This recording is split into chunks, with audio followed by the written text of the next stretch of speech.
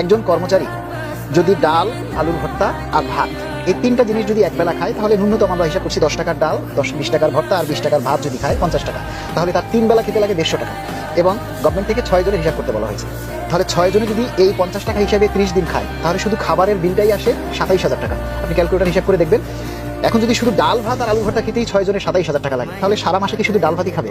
তার আমিষের প্রয়োজন, আরো বিভিন্ন জিনিসের প্রয়োজন, সেই সাথে তার বাসা ভাড়া, 2 সন্তানের শিক্ষা খরচ, তারপরে বৃদ্ধ বাবা মার চিকিৎসা খরচ। এখন আপনারা জানেন যে প্রতিটা ঘরেই কিন্তু নর্মালি কিছু মেডিসিন লাগে। তার যাতায়াত খরচ আছে, অফিসে এসে তার টিফিন আছে, তারপরে তার কাপড় চোপড় আছে, সংসারের যে নিত্যপূর্ণ যে জিনিসগুলো, আপনি একবারে টুথপেস্ট থেকে শুরু করে একবারে বাসন মাজনি পর্যন্ত যদি ধরেন, তাহলে দেখবেন যে সব কিছু মিলিয়ে 50,000 টাকায় হয় না। কিন্তু একজন কর্মচারী আজকে পাচ্ছে 15,000 টাকা। তাহলে এই বাকি